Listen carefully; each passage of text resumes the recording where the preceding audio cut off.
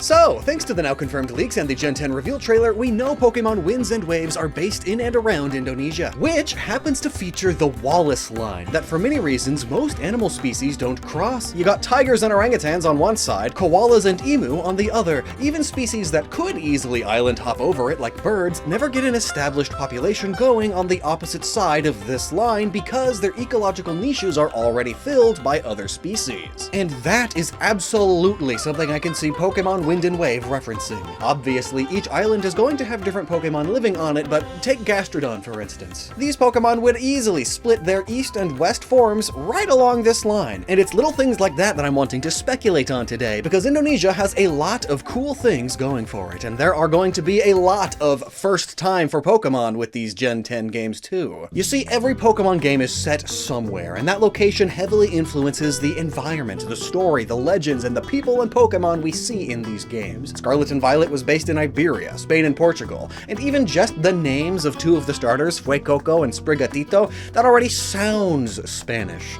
Tauros got a regional variant in these games. Why a black bull? Because the black bull is an icon of Spain. Video about that soon. Why is the plot focused on finding the treasure of the mostly uncharted Area Zero? Well, what did the Spanish famously do to the Americas? Nearly every element and Pokemon, old and new, in this game relates to Spain and Portugal, even the ones you wouldn't expect. Why is there a new sushi Pokemon? Well, tempura is a major component and side dish of sushi, yeah, but it's a Portuguese invention that they taught the Japanese. This kind of design philosophy has been a part of Pokemon for several generations now, and it's why I love it so much. So now, knowing that Gen 10 is based around the islands of Southeast Asia, what kinds of new Pokemon could we expect to see? What regional aspects could influence new regional variants of older Pokemon? What might the plot include? Really, just what are the most important cultural, historical, ecological, and biological aspects of this part of the world? And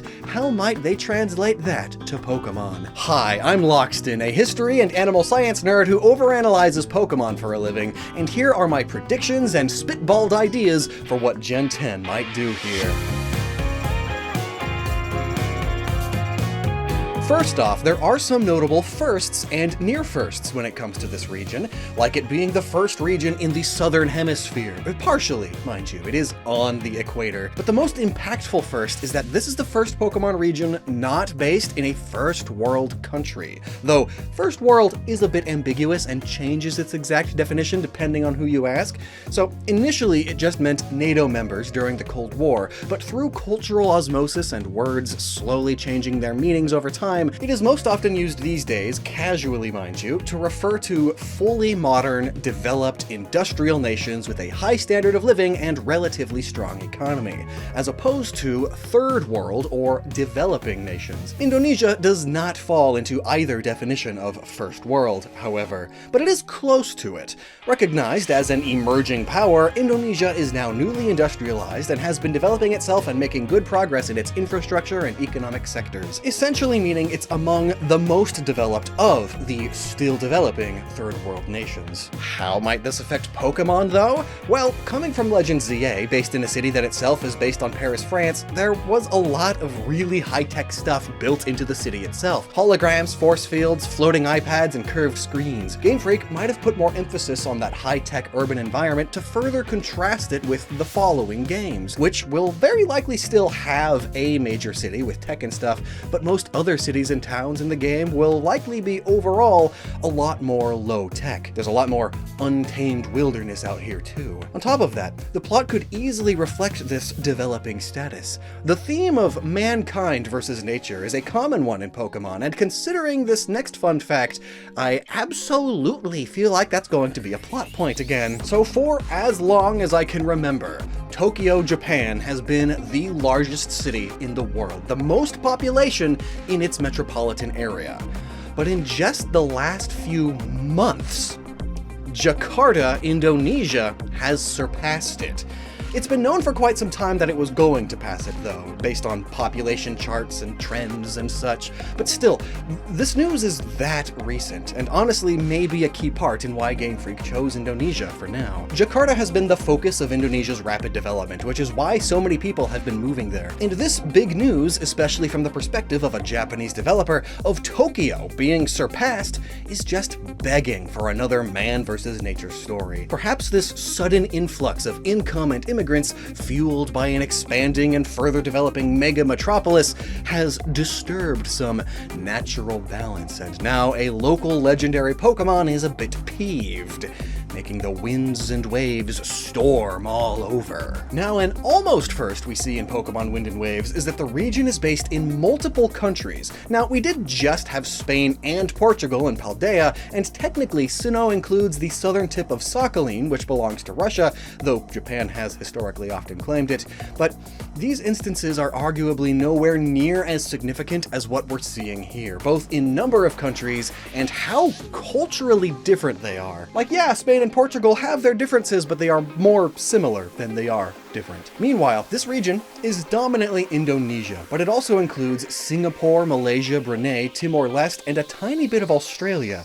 There's like 4 distinct cultures in here. But it also makes me wonder if the DLC to this game will be like the Crown Tundra DLC in Sword and Shield, where it just scrolls the map from England to Scotland. Here, we could scroll the map down to Australia, though it could also just as easily scroll the map northwest into the Asian mainland, or north to the Philippines. The Philippines feels like the safest prediction since it's more islands, and considering this game's new emphasis on water exploration, the Philippines would just bring more of that. It would better include that feature as opposed to Australian deserts. Though perhaps maybe instead of just scrolling the map down a little bit, it's a completely different part of Australia, like around the Great Barrier Reef. Ooh, I would love to explore that. But fun fact, the Philippines were colonized by the Spanish. They are named after Spanish King Philip II, so I'd expect plenty of Paldean Pokemon in this region. And expect some great advice in this very video. It is National Sleep Awareness Month. Are you aware of sleep?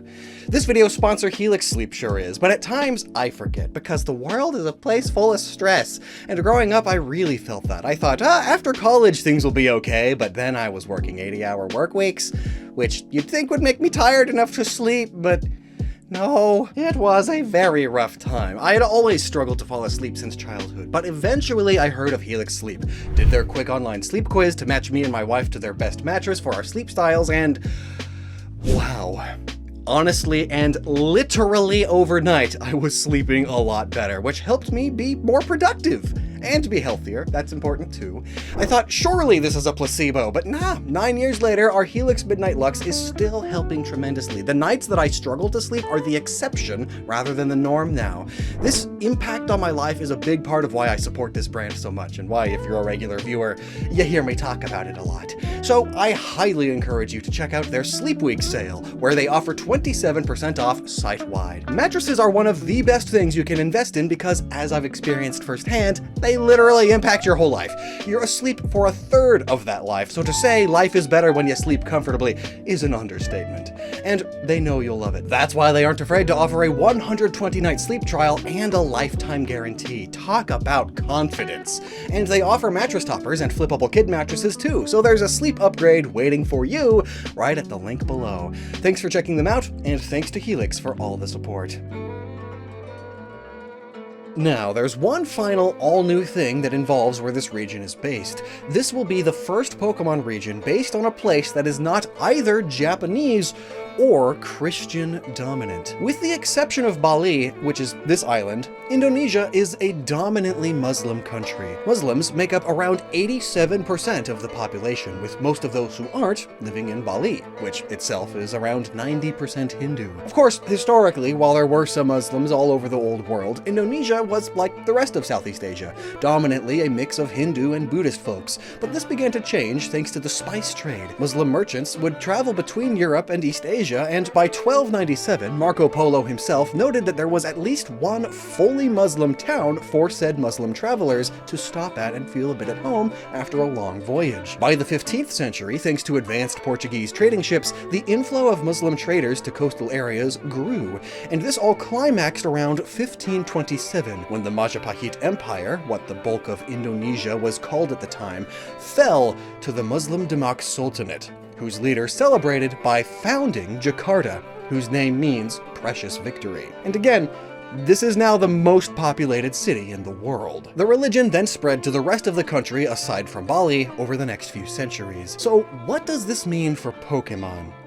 Pokémon itself does, on rare occasions, reference real religions, what with Pokémon's own creation myth being inspired by Shinto, Buddhist, and Abrahamic religions, and there are of course those monks in Johto, and a few Pokémon like Meditite and Mega Medicham referencing Hindu turbans in their design. But hey, now please listen to this whole paragraph before you make judgments on the first couple sentences. While I highly doubt Pokémon would include any direct references to mainstream Islam, I do expect to see some references to Islamic mythology. But what does that mean? Well, most of what we call mythology really is or was religion. Norse, Egyptian, Greek, Japanese. It sounds a bit harsh, but the only difference between religion and mythology is how many people you'll offend by calling it mythology. But mythology doesn't inherently mean fake or wrong as many religious folks take it. It can just refer to regional beliefs within a religion, or even extensions of said religion. Consider the 9 circles of hell in Christianity, or Jesus' birthday being in December as Christmas, or cherubs being angels that are babies. I mean, even the way many Christians interpret the rapture happening is not at all biblical, but these are still a part of some churches' teachings. It is therefore a part of the ambiguous Christian mythos. Similarly, there are Buddhist, Hindu, and yes, Islamic mythologies, which I can see Pokémon referencing a bit, especially considering they already have. Take Jinn, for instance. Pokémon has already referenced them, even though they are spirits from the Quran.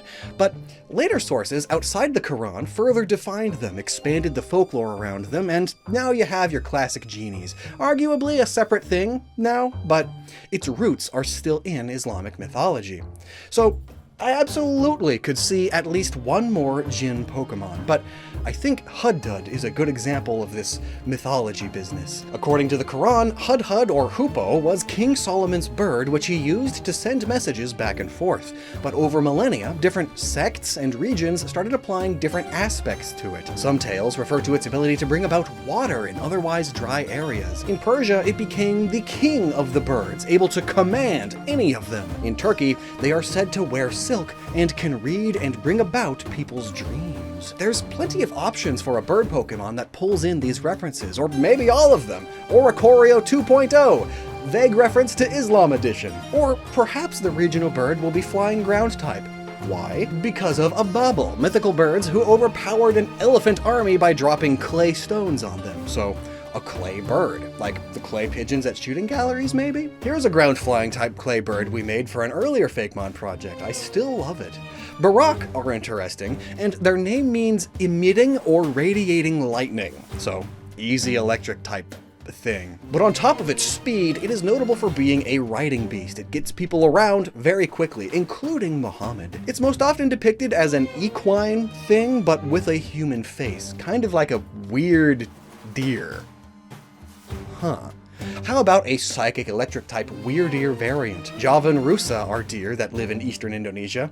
There you go. The Shamir is a strange-looking fellow too. It's a big worm beast that eats through stone, iron, and even diamond. That sounds like a Pokemon Pokédex entry already. It's said to have been used by King Solomon to construct the first temple of Jerusalem, and Moses used one to engrave the gems of a priestly breastplate. An earthworm evolution, especially given its 6 little legs? I could definitely see that.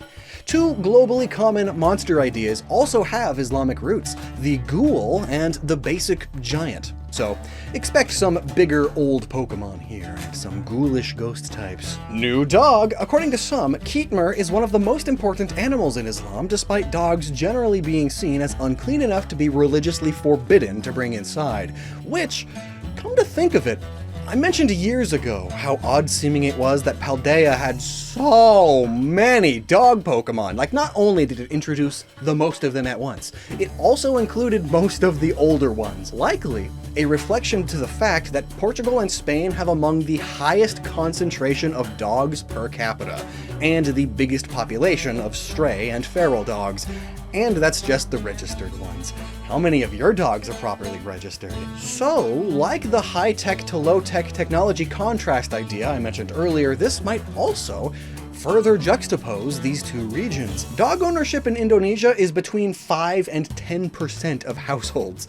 Compare that to 45 to 50% in the US. And that's primarily due to religious belief. So I doubt there will be many dog or pig Pokemon here, if Game Freak did their research, which they usually do. But Keetmar was a special dog, a cave guard dog, the best cave guard dog. And that's its story.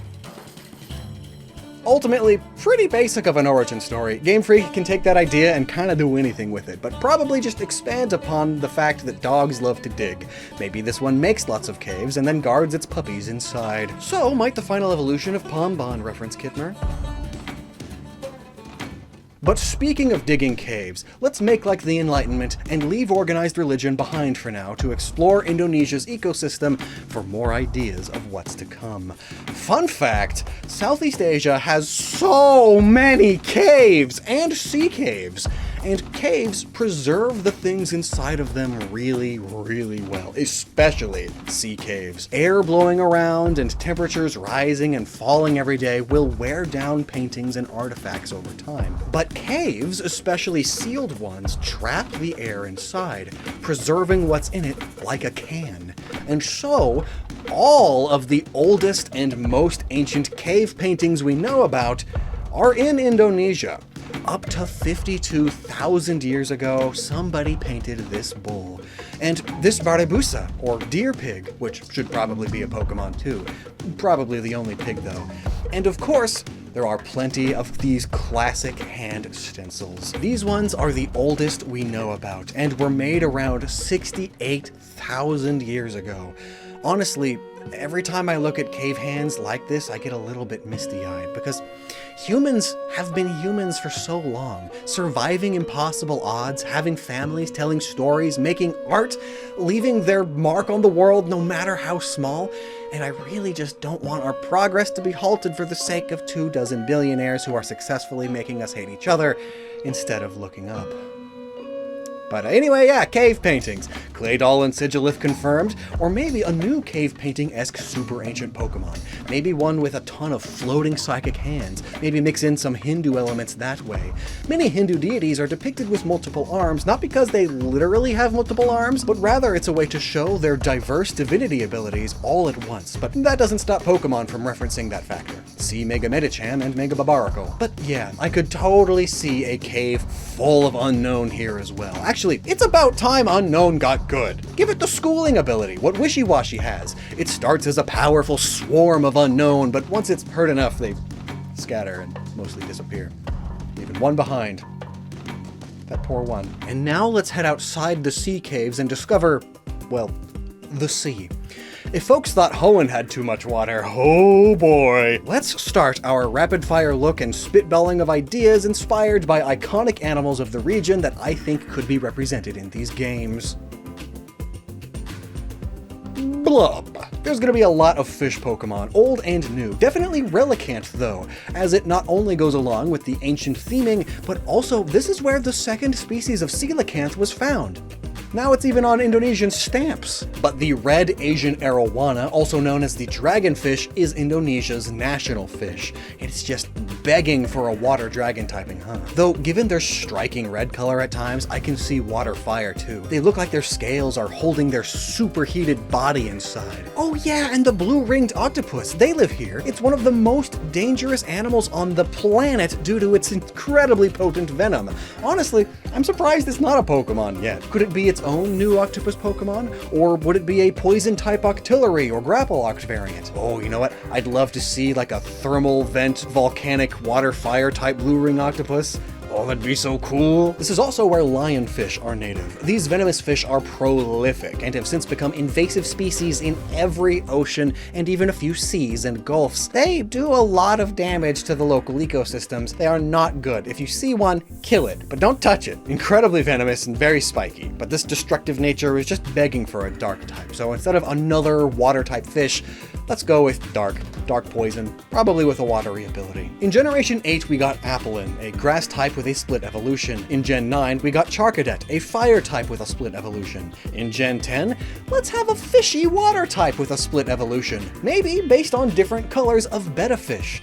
This is where they're native to, after all. A water type that becomes water fighting or water psychic, or water fighting and water dark, or water fighting and water fairy. We need a gosh dang eel Pokemon. Well, I mean, there's Wiglet, but a real eel. Indonesian waters are a hot spot for eel biodiversity. Biodiversity. I still love the idea behind Drillbore and Tsunagi from our Neo Gets Us Fakemon series. Water ground type because they dig in corals and the seabed and they spin like drills. Also, just northeast of here is the famous Mariana Trench, the deepest point in the ocean. If there's not a deep abyss filled with bioluminescence, that's a missed opportunity. Luminion is going to be here, no question, and there definitely needs to be some sort of new tropical fish Pokemon because, it's the tropics. And fishy. In fact, do expect Bruxish. It's based on the Humuhumunukunukuapua'a, the state fish of Hawaii. Actually, expect a lot of Alolan Pokemon. As I've explained plenty on this channel, while Alola's land is based on Hawaii, its Pokédex is more Pacific Ocean as a whole. Hence, Pokemon like Toucanon and Turtonator being there, even though they're based on South American animals. Or Komala being there, even though it's based on the second most iconic Australia-only animal. Oh my gosh, are we finally going to get a proper kangaroo Pokemon?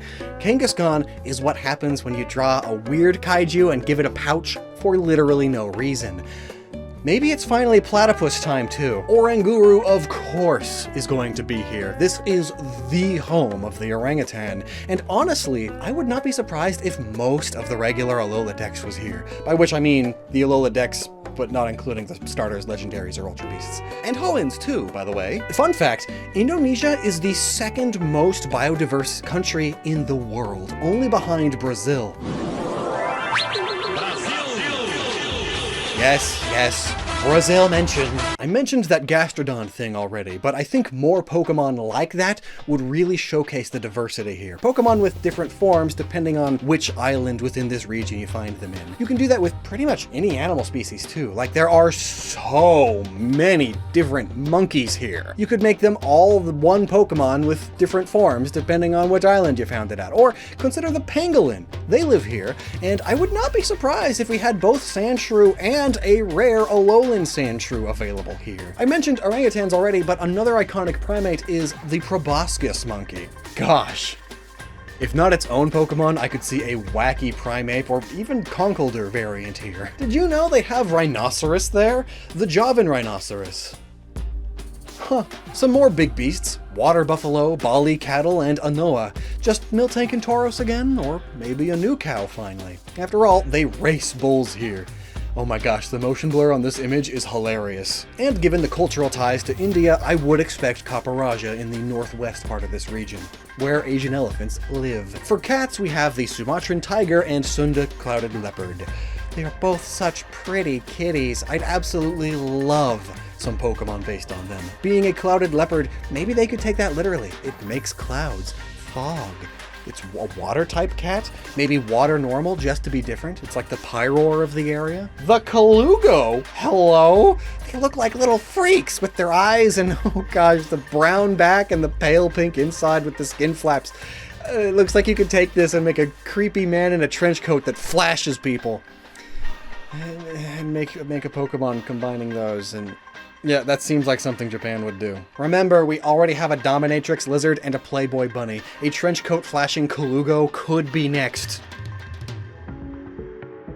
Back to that note about Indonesia's insane biodiversity, definitely expect Oricorio here. Maybe even all new forms of it, perhaps pulling in a local dance style or two like Apsara dance. Maleo are very unique birds because they have that bony knob on top of their head, and rather than incubate their eggs themselves, they lay them in areas with geothermal heat in the ground to do it for them. A fire ground or fire rock or rock flying type then? Maybe it can mix in the idea that volcanoes often smell like sulfur or rotten eggs. So this Pokemon lays eggs near volcanoes, and that's what causes the volcanoes to be stinky. emu would be fitting given that bit of Australia. They lost the Great Emu War after all. Could it be a new Pokemon or just guarantee a Doduo presence? Oh gosh, new evolution?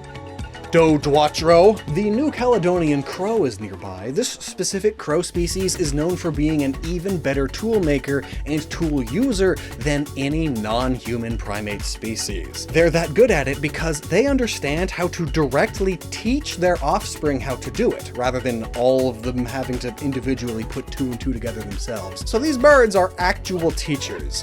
Would it be a Murkrow variant with a tool? A steel type Farfetch'd? Maybe a dark steel or dark grass type haunch crow with a spear maybe? But how about the helmeted hornbill? It has this insane neck and bill. In fact, there's quite a few hornbill species here, and fun fact, while woodpeckers and toucans are closely related, thus picky peck to toucanon, hornbills are not closely related to toucans at all, despite looking like that. This is just begging for a case of wiglet toadstoolitis. And for a long time, the ivory of the hornbill's bill was a prized possession for making little trinkets. So what if we took this idea and flipped the script? While not biologically related, like Remoraid and Octillery, the idea here is related.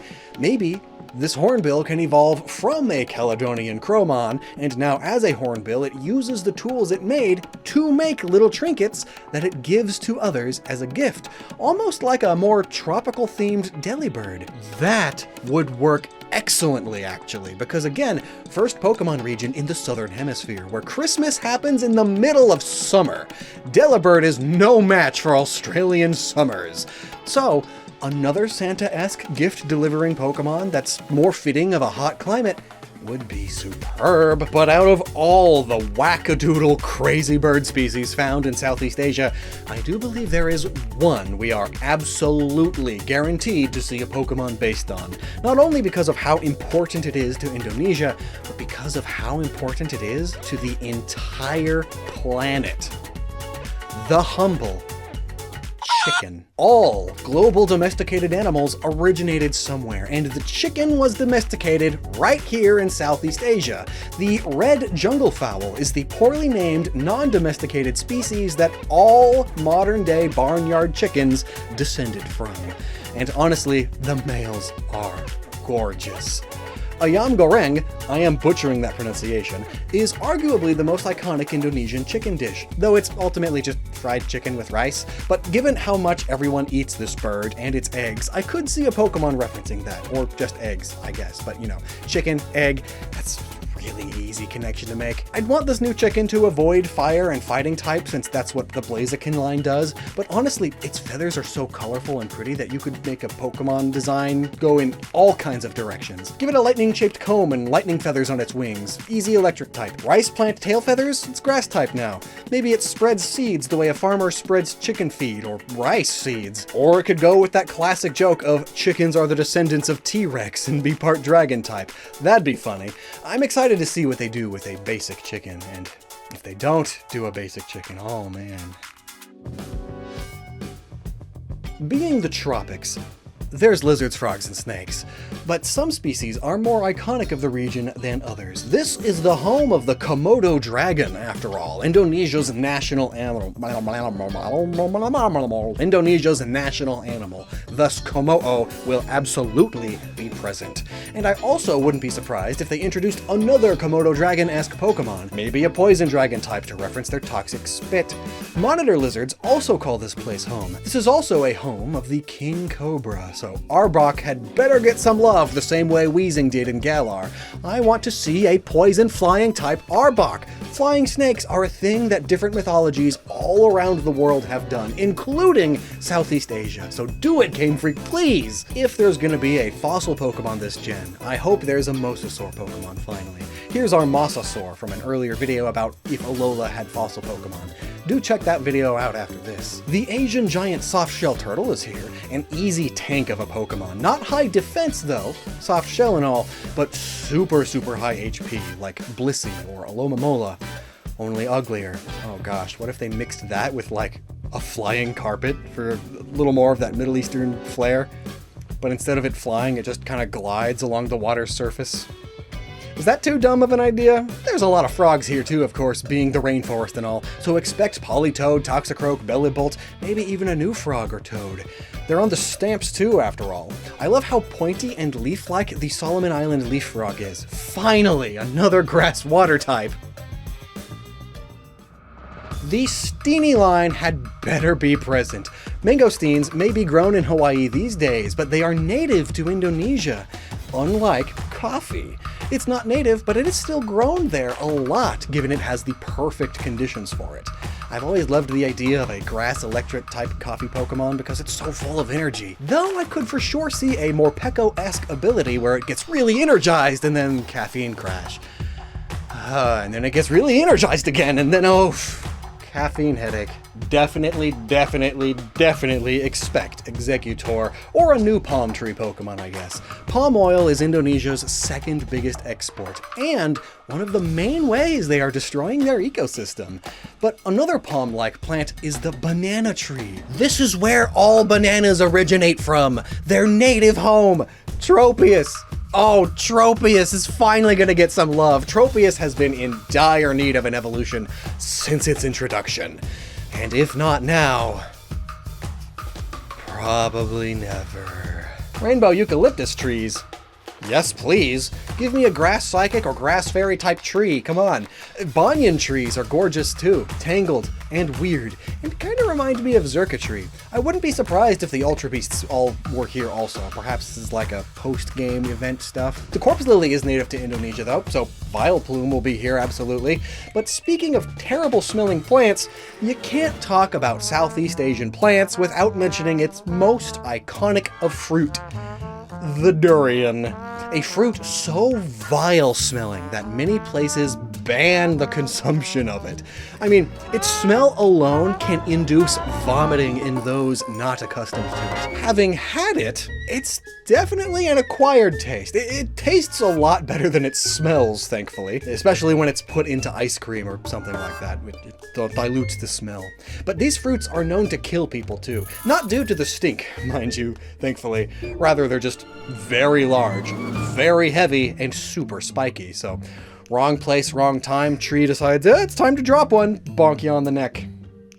I mean, it bonks you on the head and it breaks your neck. I suppose bonking you on the neck would also do that, huh? So, durian ideas. Spiky boxing gloves or armor on a grass fighting type? Could it be used as armor on the back of a turtle or pangolin? Maybe a ferrothorn variant that's grass poison type instead of grass steel?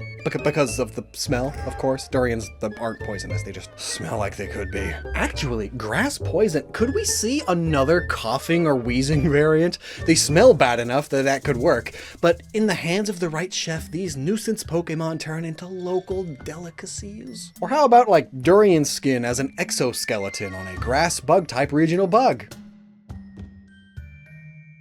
Being a bunch of tropical islands, Indonesia has a lot of bugs. I mean a lot of bugs. Like, I don't think you understand.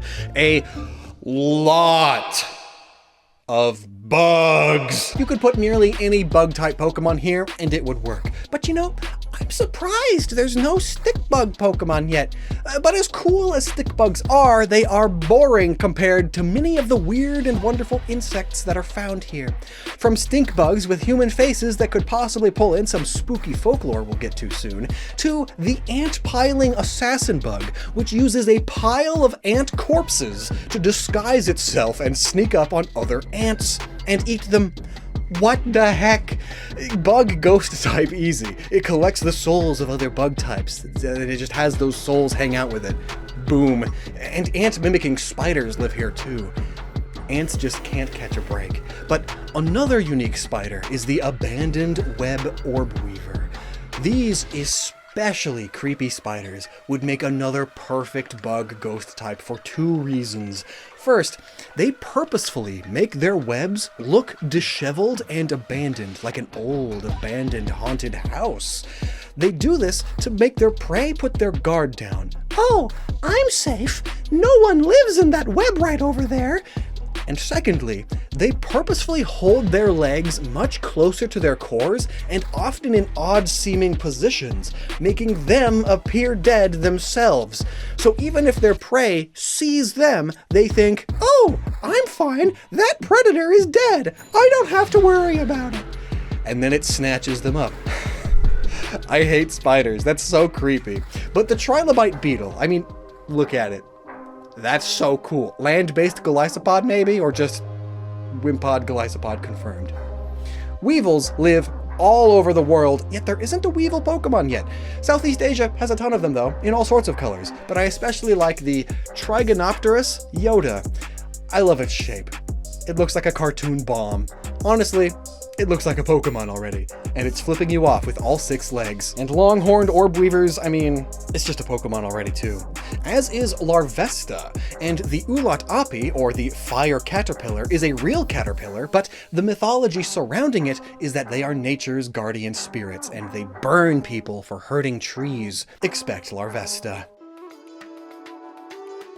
Now we get to talk about everyone's favorite type of Pokemon design, the ones based on inanimate objects. Personally, and this is definitely a North American's perspective, when it comes to Southeast Asia as a whole, there are 5 objects that I think of primarily. And the first are these really cool squiggly short swords called Kariss. They are simply beautiful, both as blades and as a cultural icon. These started being made sometime in the 9th or 10th century, and the widespread use of them is often credited with one of the reasons the Majapahit Empire rose to power. They were used as secondary weapons by warriors, but commoners would carry them everywhere for protection from predators and each other. But during times of peace, they would still carry them because it had become a cultural symbol, a part of ceremonial attire that people would pass down to their children. And every year, to this day even, carriers of these participate in Jamasun, where everyone gets together and ritualistically cleans and repairs them.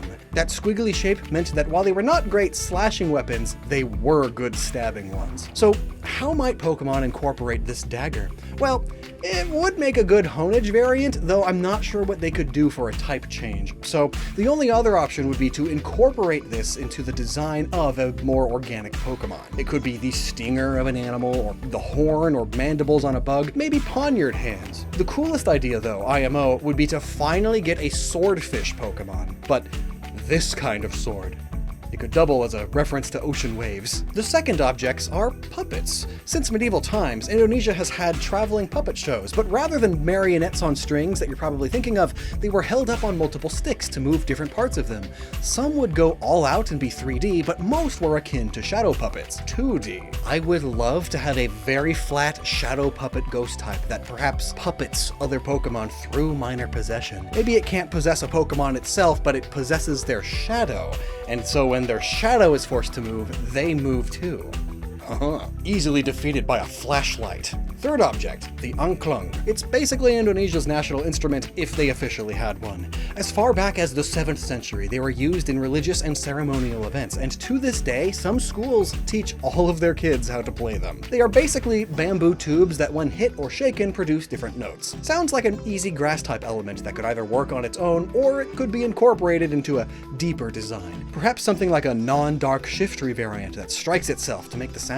The fourth object is the Vajra, which are from Tibet, actually, but via Tibetan Buddhism, they spread to Southeast Asia, especially during the time of the Khmer Empire.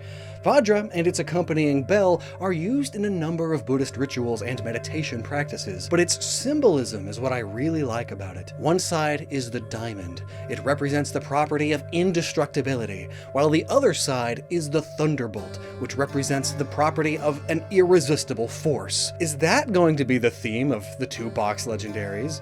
Or maybe just 2 rival Pokemon, a Zangoose versus Seviper situation? It's a classic thought experiment found in mythologies from all across the planet. What happens when an immovable object meets an unstoppable force? And given Diamond, Thunderbolt, there's your types. Rock and Electric. If not the meaning behind the legendaries, I could see a Pokemon that is this, or this and the bell, the same way that Bronzor and Bronzong are a mirror and a bell. Maybe they could even be a convergent evolution of those two. Or as a part of a Pokemon, I could see these being turned into bird talons or something akin to that. But the last object is also from Tibet originally. Tingshaz. Listening to them through speakers does not do them justice. They sound incredible in person, like you can feel their resonance in your bones.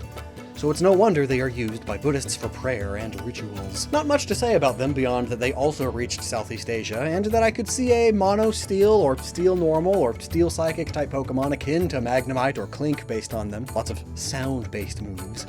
Bonus object time! A windmill! Somehow! How do you make a windmill organic? That's why it's an object mon. It's literally a windmill with a face. There you go. But nothing is more iconic of the Dutch than the windmill. And, well, parts of Indonesia were Dutch colonies for 3 centuries, and by 1900, all of it was a Dutch colony, up until the 1940s. The Netherlands kind of had some other things going on then. I could easily see a windmill dragon Pokemon, a reference to Don Quixote, famous character from Spanish literature. I already mentioned how the Spanish colonized the Philippines just to the north of here, so this would kind of be like the local colonization Pokemon. Mixing Dutch and Spanish things, because the Dutch and the Spanish were the ones that like, yay, let's colonize all these islands. Being a greedy dragon is kind of fitting then. So you know yokai, there's tons of Pokemon based on them. They are Japanese folktale spirits and creatures, from cute like the Tsuchinoko and Kappa to the disturbing like Yuki-onna and the Yorogumo. But honestly, these are all tame compared to many of the mythical folktale spirits of Southeast Asia. I'll keep the images in this video to the tamest I can find that still gets the idea across, but if even drawings of blood and guts squeeze you out, skip to this timestamp. As my primary examples, just because I've already based a Fakemon on them, here is an alternate evolution for Haunter that doesn't involve trading. This is Dongal. Vampiric ghostly fangs and wings, demon eyes and horns, a huge split yokai tongue, and sopping wet with spectral ectoplasm, which somewhat resembles dangling guts, which is a part of its name. Dangle, Dongal, but what else is in there? Well, the names of the wicked ghosts it's pulling from. 3 similar spirits from Southeast Asia, mainly Malaysia and the Philippines. The Dila, a horrific bat-like creature with human guts dangling below it. The Manananggal, a vampire-like creature that resembles a human until it sprouts wings and splits its body in half, guts falling to the floor. She feasts on the unborn, preying on pregnant women and consuming just the hearts of their fetuses. And the Penangalon, a disembodied head of a woman with all her organs still trailing behind. To keep the head alive, you see. She too preys upon the unborn and even young children, and she leaves behind a trail of sparkly ghostly light and an even longer trail of vinegar smell. See what I mean by a lot more messed up than yokai? And earlier I brought up that man-faced stink bug. Well, what if we mixed that with the Krasu or Malai, which are similar ghostly floating heads? To make it more Pokemon appropriate, you apply its ideas to a bug that just happens to look like a human head. There are a lot of tall spirits here too, and also I've been mispronouncing all of them. Pret, Hantu Tingi, Hantu Galla, Bengu Ganjang, Capri.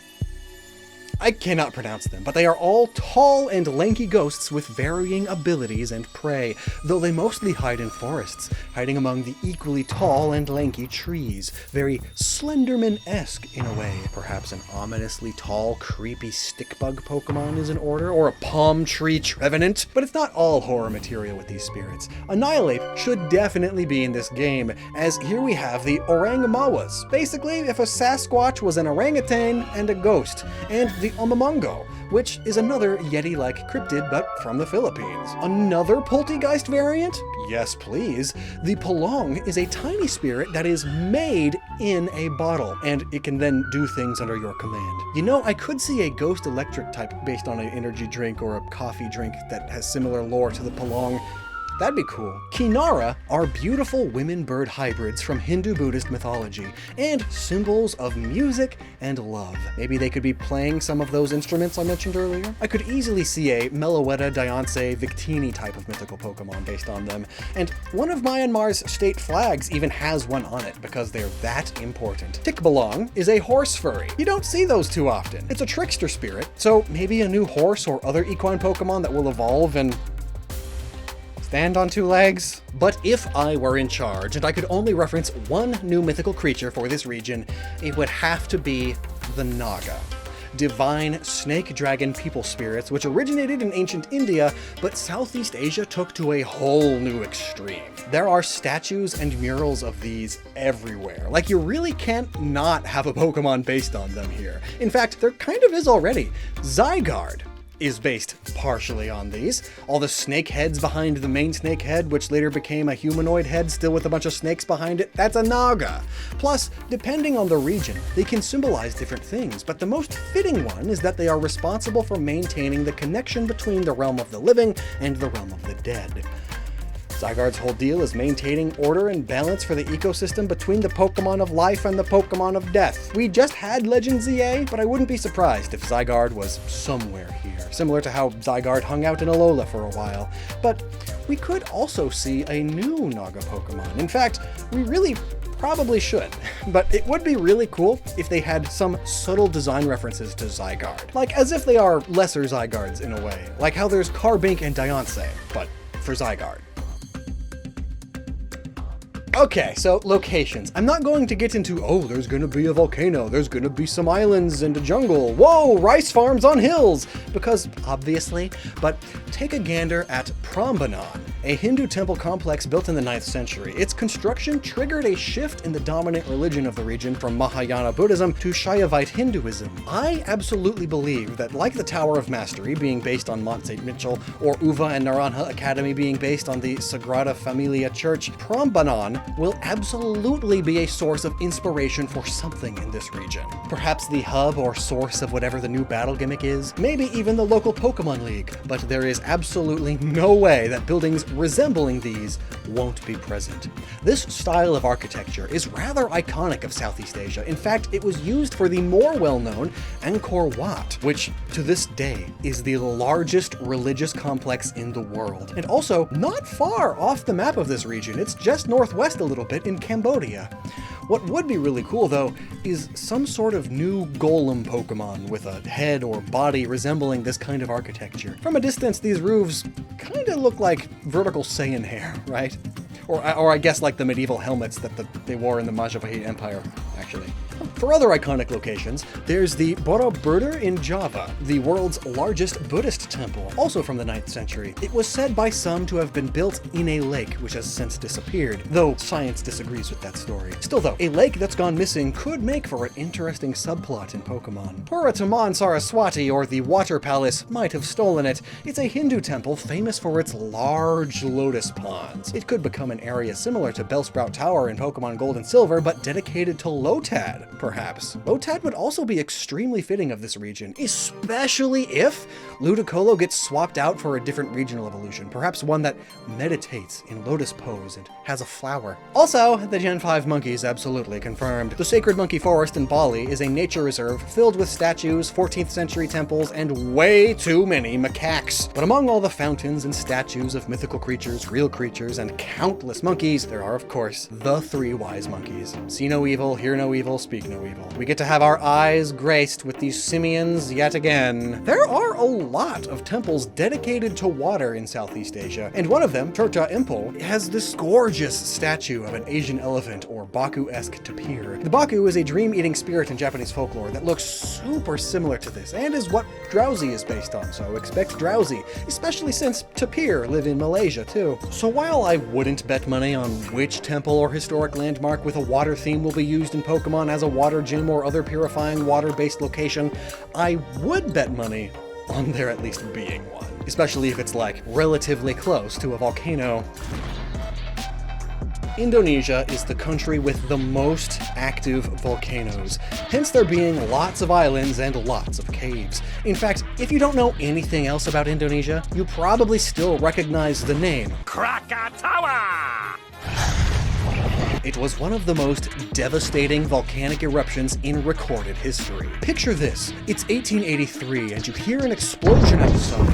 Thing is, you're 2,000 miles away. We're talking like an explosion in Chicago being clearly audible in California. And the physical shockwaves were detectable across the entire planet.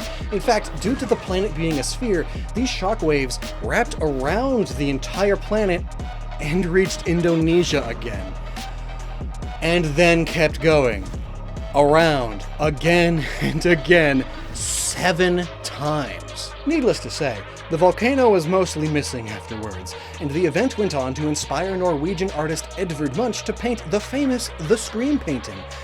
He was out on a walk when Krakatoa did its thing. Yet despite how terrifyingly strong that seems, this wasn't even the biggest eruption we know about, just the biggest we had shockwave recording technology for. Because earlier, in 1815, there was the Tambora eruption, the most powerful volcanic eruption that we know of.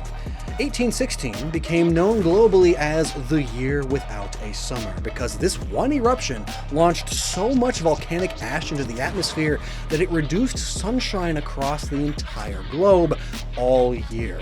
Temperatures across Europe were the coldest they had ever been and ever would be between 1766 and 2000, and this volcanic eruption was also in Indonesia. Needless to say, volcanoes are pretty important to the region historically and culturally. In fact, to this day, some people during the Yadna Kasada festival will make sacrifices to the volcanoes in an attempt to appease volcano spirits. They don't sacrifice people, thankfully, rather things like crops, livestock, money, charms, and such. But obviously then, expect Slugma, Torkoal, Camerupt, and especially Magmar. Magmar is perfect. Not only is it a lava duck thing, it is based on the Karura, a Hindu-Buddhist divine creature that also has many statues and depictions in and around Indonesia. But I would still absolutely expect at least one new lava-based Pokemon. Maybe even Lava Rock. A new Geodude, Boldore, Roly-Poly, Knackly kind of Pokemon, but it's made of pumice, lava rock, or obsidian. Actually, a Pumismon would be perfect given all the water. After both of those eruptions I mentioned, British ships in the area noted that the sea around Southeast Asia was covered in floating pumice. Some of it even reaching 1.5 meters above the surface of the water. It was so big. Massive chunk of rocks. How was it floating? Well, when a volcano gets hot enough, the molten rock it launches into the air gets full of air pockets that get sealed inside as the rock cools, which is what leads to these rocks being buoyant enough to float, so they are like balloons made of stone. I'd love to see some mono rock types just hanging out on top of the water, just all around the region, just chilling. Maybe they'd have the storm drain ability or something to explain how they survive out there with all the fish, all the water types that are just below them. Another rocky idea, perhaps given all the caves here, it's time we got a stalactite or stalagmite Pokemon. Maybe it gets hot inside of itself and has lava attacks, so rock-fire type. Now, for the people side of Pokemon. Honestly, I am not confident here, but I'll talk about it anyway. Predicting the design origins of the evil organization or gang is always tricky, because historically they rarely follow local stuff. Like, we just had the Rust Syndicate, the most Yakuza-like evil organization in Pokemon, so explicitly Japanese Mafia inspired. But the game is based in Paris, France, so, but come to think of it, they probably do that on purpose. They probably don't want to be too heavily referencing any real evil group because that could easily turn into some controversy. But I swear, if the evil organization is just some school bullies. But for now, I can very easily see an antagonistic organization just blanket wanting to expand industry and harm the environment, like a Captain Planet tier villain. Destroy the ecosystem in order to plant huge monoculture farms and mine for minerals. Except, no, that is literally Indonesia's biggest issue right now. But at least stopping that kind of thing is a message anyone can get behind. Anyone worthwhile, anyway. Maybe they see Box Legendary as their primary threat because Box Legendary is the guardian of the islands, and so they want to catch and control it. Maybe they want to use it to cause a Krakatoa tier event to speed up the destruction of the ecosystem. A real bummer in certain forest-dense areas like here and the Amazon rainforest is that the government will put deforestation restrictions in place, but make an exception exception for forested areas destroyed by natural causes like wildfires. So, wow, the rate of wildfires goes up real quick after that, and then the companies use that land. Gee, I wonder what caused the spike in wildfires after the law said you can only use naturally destroyed land, like land that's destroyed from wildfire. So maybe there's a legendary that keeps the big volcano in check and not erupting, and now Evil Man wants to remove said legendary so the volcano will make a Krakatoa 2. I can see that. For gym leaders and other sorts of characters, there will probably be a small local farmer being pestered by a farming corporation. There will be monks, probably a psychic and or fighting type gym leader or two. I can see Olivia making an appearance, since I've previously theorized that she's Melanesian, meaning she's ancestrally from here. We'll see construction workers in and around the big city for sure, maybe even a construction-themed gym given just how rapidly and still developing Jakarta is. There will be a fisherman. Bold prediction, I know. There will be a prominent Paldean or two, maybe a spice trader or something, and there will probably someone with clear European descent who likes windmills also, because, again, Dutch colony. And what will probably cause a huge fuss in the, not just Pokemon, but the whole gaming community and abroad, the whole internet community, Twitter especially, because people are gonna people, we will probably have our first Pokemon character, maybe even a gym leader, wearing a hijab. I know, right? Fabric! I am obviously not the most qualified to discuss this matter, but my opinion in a sentence is if anyone wants to wear something like that for any reason, yeah, let them. Live and let live. Everyone chill. But as soon as there's a law or immense peer pressure with physical consequences to force compliance upon a specific group of people, women in this case, it's a problem, and whatever is forcing it is inherently problematic. But yeah, globally speaking, it's a controversial piece of fabric, and I doubt Game Freak wants the controversy that it would bring, and so would probably try to sweep its existence under the rug, even though the vast majority of the people here are Muslim. But historically, that is kind of what Game Freak has done a lot with other real-world controversial things in their games. Sinnoh and Hisui have Pokemon inspired by the Ainu, those indigenous to the area the region is based on, but there are no Ainu-inspired people, likely to sweep the issue of Japan's terrible treatment of them under the rug. Alola at least has native Hawaiians present, but wholly ignores their historic and present-day treatment. And we know from leaked documents in the Terra Leak that Game Freak considered a region based in Canada somewhere, but scrapped it because they didn't want to deal with Canada's own controversial treatments of natives, which at the time, a lot of it was just coming to light. So this is a kind of thing that they think about. But this time, I feel like it's kind of a lot to sweep the near-exclusive religion of Indonesia entirely under the rug in place of the more globally acceptable culture of Bali. Like, they could take the culture of Bali, the one part of Indonesia that is primarily Hindu, mix it with the cultures of the other countries around Indonesia, particularly mainland Southeast Asia, Singapore, and Australia, and apply that culture to Indonesia as a whole in this game, and honestly, that is kind of what I'm expecting. But having one major character in a hijab would at least acknowledge that part of the population, that part being the supermajority, without it being an overwhelming feature in this game that disturbs the rest of the world. But hey, if they did make things accurate, that would mean that for once the male protagonist would have the most varied customization options. You win some, you lose some. But that said, I don't want you leaving this video thinking Indonesia is under Sharia law or anything. Legally, at least on paper, Indonesia is a secular country, not a Muslim country. There are no national laws mandating adhesion to what God suddenly decided women should do in the year 632. Some areas and islands, particularly smaller and more rural ones, have some laws requiring some minor aspects of it, and one particular area, Aceh, definitely not pronouncing that right, does actually have Sharia law after demanding special privileges to have it. It is also where those original Muslim port towns I mentioned earlier are. And like, I get it. Sometimes you want to beat people to near death with stones for wearing the wrong hat. It happens. But for the bulk of Indonesia, especially in cities and especially in the touristy areas, they tend to be extremely lax about it. Plus, Indonesia very much has its own unique brand of Islam, to the point where, say, a practitioner of it from Saudi Arabia wouldn't completely recognize it. kind of like the differences between Catholics and Protestants. Like, both are Christian, yes, but their differences have caused issues. Remember when I was talking about people making sacrifices to volcanoes? Surprisingly, heavy sarcasm, that's not a Quran thing. That is a historic Indonesian thing that has been blended into their modern Islamic beliefs.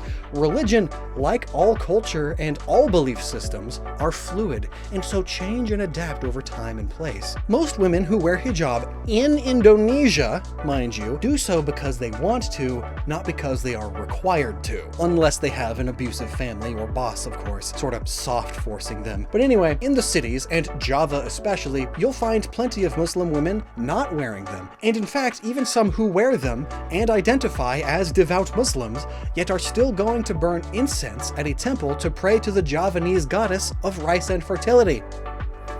Very much not a Quran thing. Faiths blend. That's just a part of being human, I guess. Humans are made of who and what's around us. Things are just a bit scarier now, because after a tribal mindset, who's around us is suddenly everybody, thanks to the internet. Well, that took a turn. I look forward to seeing what Game Freak decides to do in this regard. If I had to guess one way or the other, I'd assume they plan to mostly sweep this whole issue under the rug. But no matter what, some people won't be happy. But then again, it's Pokemon, so that's kind of a given. So let me know some of your ideas for new people, places, and especially Pokemon down in the comments. Thank you again to Helix for their